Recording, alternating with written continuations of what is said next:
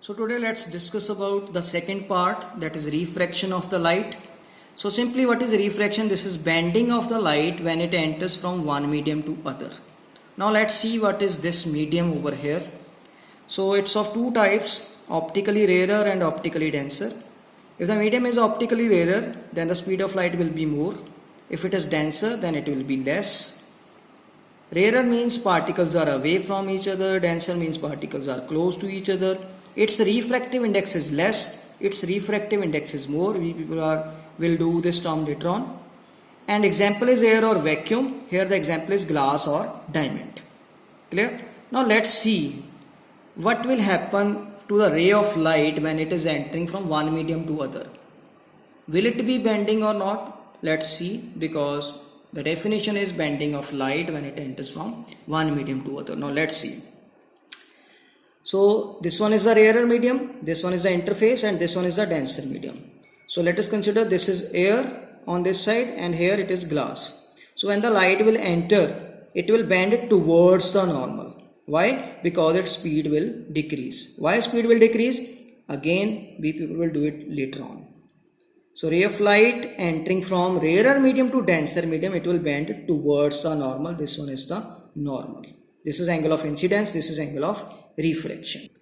Now next, if this one is the denser medium and now this one is the rarer medium, then ray of light entering from denser medium to rarer medium, it will bends away from the normal.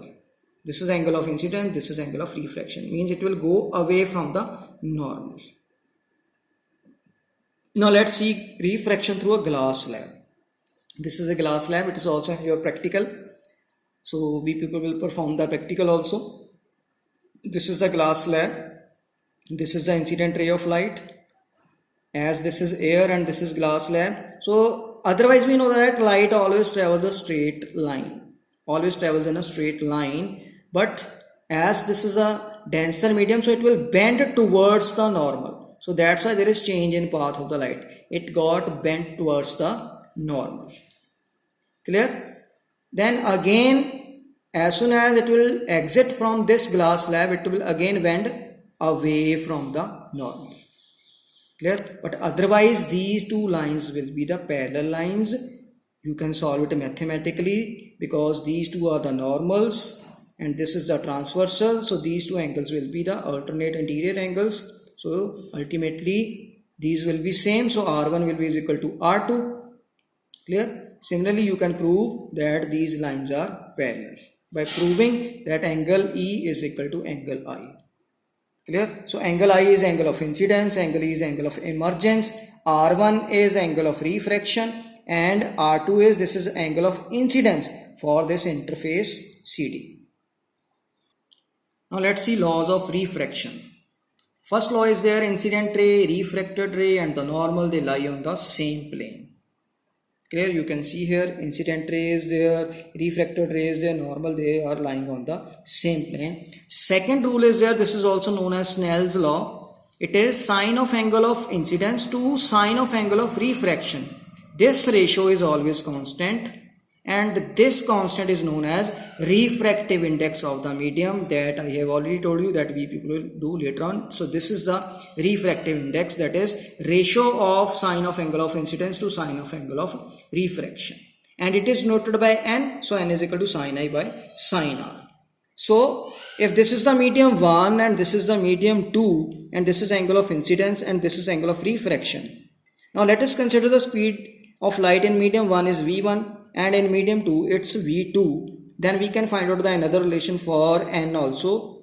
So it is n to 1 is equal to v1 over v2, that is refractive index of medium 2 with respect to 1. This is v1 over v2. Similarly, refractive index of medium 1 with respect to 2, it will be v2 over v1. So take care of these two things. 2 1 medium 2 with respect to 1, v1 over v2. 1 2 medium refractive index of medium 1 with respect to 2, this will be v2 over v1. So if we people will multiply these two equations, we people will get 1, and 2 1 into in n1 2, this will be equal to 1. That means if you know the refractive index of one medium, you can find out the refractive index of other medium just by reversing it. So in generally, if medium 1 is air or vacuum, then what will be the refractive index of the medium? It will be speed of light in air or vacuum by speed of light in the medium. This will be C upon V, and value of C we already know, this is 3 into 10 to the 8 meter per second. Here we have put the value over here, n to 1. Clear? Medium 1. In medium 1 speed of light is C. So instead of V1, people will be having C, and in medium 2 it's V, so it will be C upon V. C is speed of light in air or vacuum. It is 3 into 10 to the 8 meter per second. There is a table 10.3 at page number 175 in your NCERT book, and it is having the values of refractive indices of various materials. You can check it from here. You can check from that table. Now next one, this is the most important thing that I have told you, that there is change in speed of the light. Why? Now let's see. Simply we know that speed of light is given by C is equal to nu lambda. Nu is the frequency, lambda is the wavelength, and value of C is 3 into 10 to the 8 meter per second. This is in vacuum. And in medium the speed will be V. It is nu lambda dash. It means whenever the light is going from one medium to other, its frequency will remain same but wavelength will change. Clear? So what is wavelength? This is wave, this is crest, this is trough. So distance between two consecutive crest or two consecutive trough, or distance at which the wave is a complete wave, that is known as lambda, that is wavelength. Its unit is meter because it's length.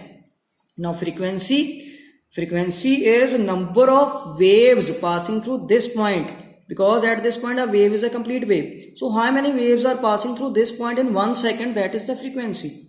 Its unit is per second or hertz.